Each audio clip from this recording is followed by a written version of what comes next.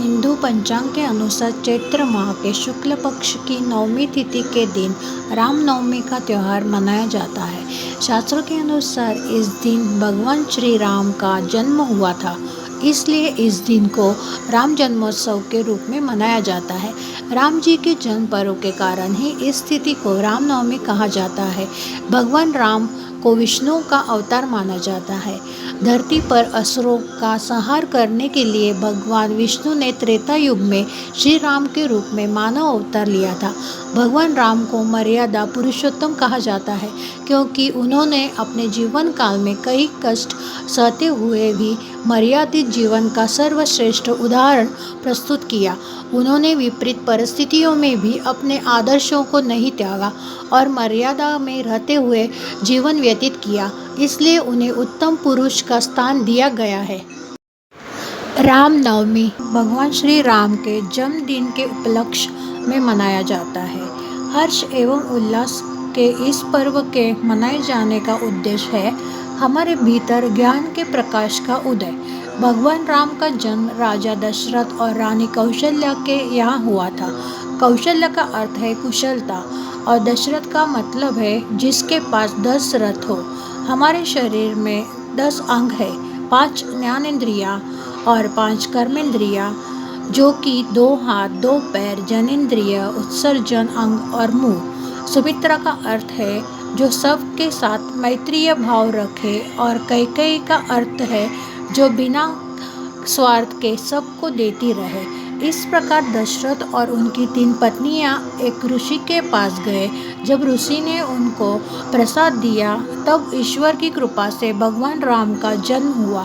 भगवान राम स्वयं का प्रकाश है। लक्ष्मण का अर्थ है सजगता। शत्रुघ्न का अर्थ है जिसका कोई शत्रु ना हो या जिसका कोई विरोधी ना हो। भरत का अर्थ है योग्य। अयोध्या का अर्थ है वह स्थान जिसे नष्ट ना किया जा सके। राम जन्म की कथा इस प्रकार है। हिंदू धर्म शास्त्रों के अनुसार त्रेता युग में रावण के अत्याचारों को समाप्त करने तथा धर्म की पुनः स्थापना के लिए भगवान विष्णु ने मृत्युलोक में श्री राम के रूप में अवतार लिया था। श्री रामचंद्र जी का जन्म चैत्र शुक्ल की नवमी के दिन पुनर्वसु नक्षत्र तथा कर्क लग्न में रानी कौशल्या की कोख से राजा दशरथ के घर में हुआ था। श्री राम नवमी का त्यौहार पिछले कई हजारों सालों में मनाया जा रहा है। रामायण के अनुसार अयोध्या के राजा दशरथ की 3 पत्नियां थीं, लेकिन बहुत समय तक कोई भी राजा दशरथ को संतान का सुख नहीं दे पाई थी, जिससे राजा दशरथ बहुत परेशान रहते थे। पुत्र प्राप्ति के लिए राजा दशरथ को ऋषि वशिष्ठ ने पुत्र कामेष्टि यज्ञ कराने को विचार दिया। इसके पश्चात राजा दशरथ ने अपने जमाई महर्षि ऋष्यशृंग के यज्ञ कराया। तत्पश्चात यज्ञ कुंड से अग्निदेव अपने हाथों में खीर की कटोरी लेकर बाहर निकले। यज्ञ समाप्ति के बाद महर्षि ऋष्यशृंग ने दशरथ की तीनों पत्नियों को एक एक कटोरी खीर खाने को दी। खीर खाने के कुछ महीनों बाद ही तीनों रानियां गर्भवती हो गई। ठीक 9 महीनों बाद राजा दशरथ की सबसे बड़ी रानी कौशल्या ने श्री राम को, जो भगवान विष्णु के 7वें अवतार थे, कैकेयी ने श्री भरत को और सुमित्रा ने जुड़वा बच्चों श्री लक्ष्मण और श्री शत्रुघ्न को जन्म दिया। भगवान श्री राम का जन्म धरती पर दुष्ट प्राणियों का संहार करने के लिए हुआ था। इस दिन विशेष रूप से भगवान राम की पूजा अर्चना और कई तरह के आयोजन कर उनके जन्म के पर्व को मनाते हैं। वैसे तो पूरे भारत में भगवान राम का जन्मदिन उत्साह के साथ मनाया जाता है, लेकिन खास तौर से श्री राम की जन्मस्थली अयोध्या में इस पर्व को बेहतर हर्षोल्लास के साथ मनाया जाता है। रामनवमी के समय अयोध्या में भव्य मेले का आयोजन होता है, जिसमें दूर दूर से भक्तगणों के अलावा साधु सन्यासी भी पहुंचते हैं और राम जन्म का उत्सव मनाते हैं। रामायण का सार है कि हमारा शरीर अयोध्या है। 5 इंद्रियां और 5 कर्मेंद्रियां इसके राजा है। कौशल्या इस शरीर की रानी है। सभी इंद्रियां बाह्यमुखी है और बहुत कुशलता से इन्हें भीतर लाया जा सकता है। और ये तभी हो सकता है जब भगवान राम प्रकाश हम में जन्म ले। जब मन यानी कि सीता, अहंकार यानी कि रावण के द्वारा अपहृत हो जाता है, तो दिव्य प्रकाश और सजगता यानी कि लक्ष्मण के माध्यम से भगवान हनुमान यानी कि प्राण के प्रतीक के कंधों पर चढ़कर उसे घर वापस ला जा सकता है। ये रामायण हमारे शरीर में हर समय घटित होती रहती है। रामनवमी के दिन आमतौर पर हिंदू परिवारों में व्रत, उपवास, पूजा पाठ व अन्य धार्मिक अनुष्ठानों का आयोजन किया जाता है। राम जी के जन्म के समय पर उनके जन्मोत्सव का आयोजन किया जाता है और खुशियों के साथ उनका स्वागत किया जाता है। कई घरों में विशेष साज सज्जा कर घर को पवित्र कर कलश स्थापना की जाती है और श्री राम जी का पूजन कर भव्य कीर्तन का आयोजन किया जाता है। इस दिन विशेष तौर पर श्री राम के साथ माता जानकी और लक्ष्मण जी की भी पूजा होती है। माता कैकेयी द्वारा राम जी के पिता महाराजा दशरथ के वरदान मांगे जाने पर श्री राम ने राजपाट छोड़कर 14 वर्षों के वनवास को प्रसन्नतापूर्वक स्वीकार किया और वनवास के दौरान कई असुरों समेत अहंकारी रावण का वध कर लंका पर विजय प्राप्त की। अयोध्या छोड़ते समय श्री राम के साथ माता जानकी और भाई लक्ष्मण भी 14 वर्षों के वनवास पर गए। यही कारण है कि रामनवमी पर उनकी भी पूजा श्री राम के साथ की जाती।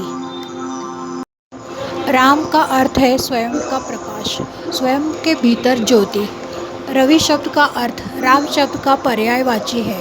रवि शब्द में र का अर्थ है प्रकाश और वी का अर्थ है विशेष।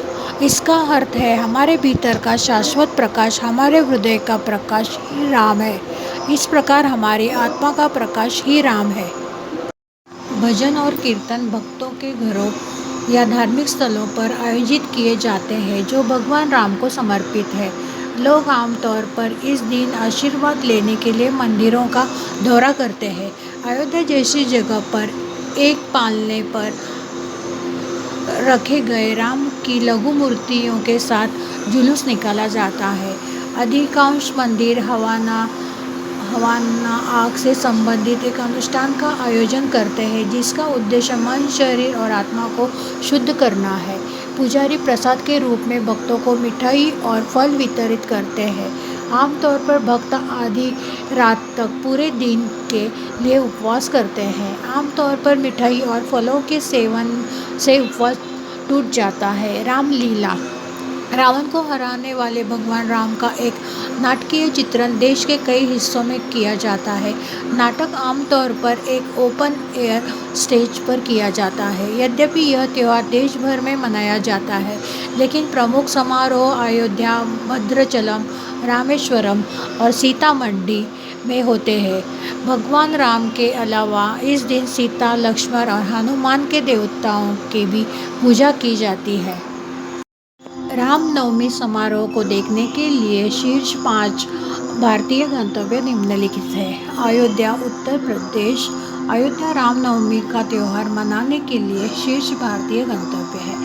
हिंदू पौराणिक कथाओं के अनुसार अयोध्या को भगवान राम के जन्म का स्थान माना जाता है। लोग अपने घरों को सजाते हैं और विभिन्न धार्मिक समारोह करते हैं। रामनवमी के त्यौहार को मनाने के लिए एक सुंदर रथ का जुलूस की मेजबानी भी की जाती है। रामेश्वर, तमिलनाडु। रामेश्वरम अपने मंदिर के लिए लोकप्रिय है जो भगवान राम को समर्पित है। यह विश्वास किया जाता है कि राम सेतु नामक एक पुल का निर्माण श्रीलंका के रामेश्वर तक को पार करने के लिए किया गया था। रामेश्वर शहर के पास रहने वाले लोग इस गंतव्य के लिए 2-3 दिन की यात्रा की योजना बनाने पर विचार कर सकते हैं। भद्राचलम, तेलंगाना। तेलंगाना में एक स्थान भद्राचलम भगवान राम को समर्पित भद्राचलम मंदिर के लिए लोकप्रिय है। गोदावरी नदी के तट पर स्थित गंतव्य रामनवमी को बड़ी भक्ति के साथ मनाता है। मंदिर सभी रामनवमी गतिविधियों का केंद्र है। सीतामढ़ी, बिहार। सीतामढ़ी को देवी सीता का जन्मस्थान माना जाता है। यह हिंदू तीर्थयात्रियों के लिए एक महत्वपूर्ण स्थान है।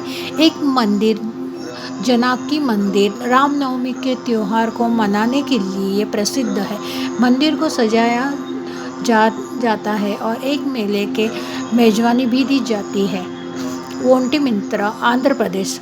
ओंटिमित्रा तमिलनाडु में एक छोटा सा गंतव्य है। प्रसिद्ध पर्यटन स्थल कोंडद्रमा मंदिर है जो भगवान राम को समर्पित है। यह मंदिर रामनवमी के त्यौहार को मनाने के लिए एक उल्लेखनीय बिंदु है।